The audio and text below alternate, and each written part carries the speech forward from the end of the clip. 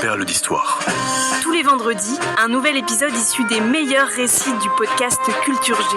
Présenté par Gabriel Massé. Avant le XVIIIe siècle, les Français refusaient de manger les pommes de terre. La faute à une croyance populaire comme quoi c'était un aliment qui rendait malade. Diderot lui-même, dans son encyclopédie, a affirmé que la patate donnait la gale. Je vais vous raconter aujourd'hui l'histoire de l'homme qui a fait découvrir à la France cette merveilleuse pomme de terre.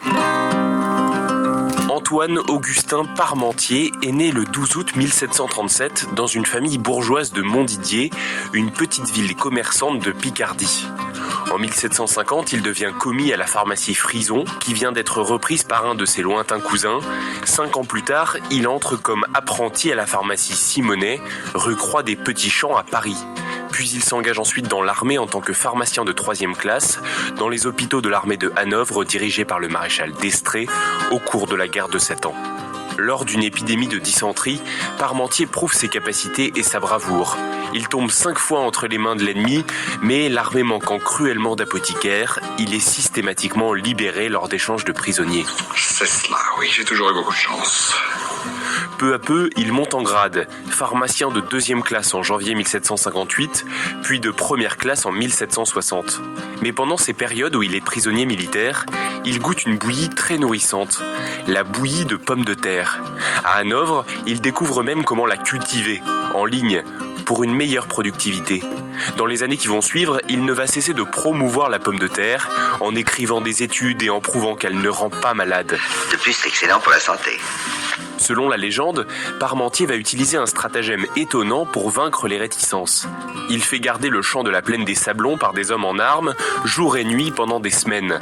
Aux yeux du peuple parisien, pour qu'il soit ainsi gardé, c'est que le champ doit accueillir un mets de choix réservé à la table du roi et des plus hauts seigneurs. Lorsque les pommes de terre sont arrivées à maturité, Parmentier demande que la garde de nuit soit abandonnée. Dès la première nuit, des voleurs viennent dérober les tubercules, ils les mangent, trouvent cela excellent et la nouvelle se répand que les pommes de terre sont bonnes et sans danger. C'est délicieux, vraiment, c'est remarquable. En 1800, Bonaparte fait de Parmentier son pharmacien des armées et il devient le premier président de la Société de pharmacie de Paris.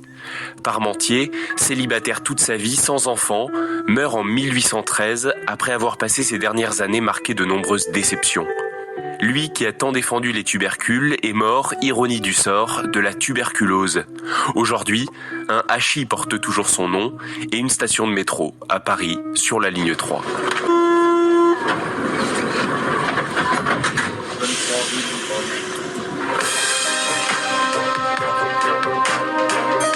Merci d'avoir écouté cet épisode. N'oubliez pas de vous abonner et de parler du podcast autour de vous.